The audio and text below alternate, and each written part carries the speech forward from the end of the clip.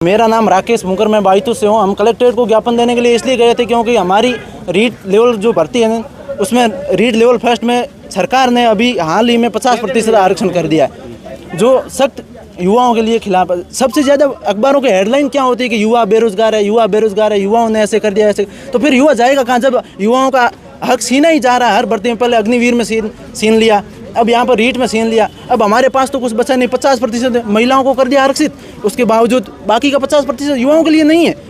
उसके अंदर भी वो भूतपूर्व सैनिक है, विकलांग विधवा महिलाओं को दिया गया आरक्षण, खेल कोटा वो सभी उसमें। उसके बावजूद हमारे पास फिर क्या बचता है? 10 या 15% नौकरी हमारे पास बच रही है। फिर हम कहाँ जाएंगे जबकि हम लाखों की तादाद में युवा लड़के तैयारी कर रहे हैं। लड़कियों की रेस में लड़कियाँ ज़्यादा नहीं है इतनी, फिर भी हाँ उनको 30% था तो हमें कोई इंतराज नहीं था, हमने कभी विरोध नहीं किया उसका, उनके लिए वो ठीक था। फिर अब सरकार बढ़ाती जा रही, फिर हमारा हक छीना जा रहा। हम किधर वाला 30% रखे, ये आरक्षण, ये जो आरक्षण दिया ये वापस ले, नहीं तो अगर 50% महिलाओं को दे तो फिर 50% में सारी महिलाओं को सीमित करे।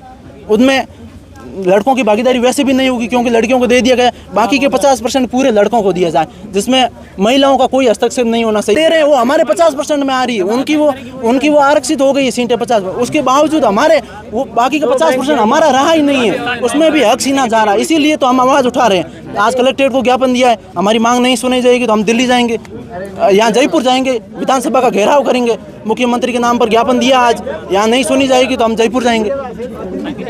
में घाटा ये हो रहा है कि जो महिलाएं हैं वो 50% पे तो ओनली महिलाएं रहेगी, लेकिन आगे हॉरिजॉन्टल, फिर खेल कोटा, फिर जो विधवा है वो उस पर जाएगी, और उसके बाद में जो पुरुष वर्ग है उनके पास लगभग 10% के आसपास आरक्षण रहेगा, और उसमें से वापस OBC, ST, EWS ये सब आ जाएंगे। तो जो उनके पास तो सिर्फ 1% आएगा। 100 में से 1 सीटें बंदे को मिल रही है, और इसी कारण जो बिहार में हाल ही में हुए एग्जाम के अंदर जो 17वीं रैंक प्राप्त किया है वो बंदा पीछे रह रहा है। तो इससे आपको सोच सकते हो कितना घाटा हो। उसके अंदर जो 30% है वहाँ पर 33% किया है, लेकिन जो हाल ही में एग्जाम हुए उनके अंदर मात्र महिलाएं 10% पर ही सिलेक्टेड हुई है, तो उनकी 20% कोटा वो खाली पड़ा है, और 3% और बढ़ा दिया। इसकी वजह से उनके 23% वो खाली पड़े। तो पहले उनके जो खाली है उनको भरो ना।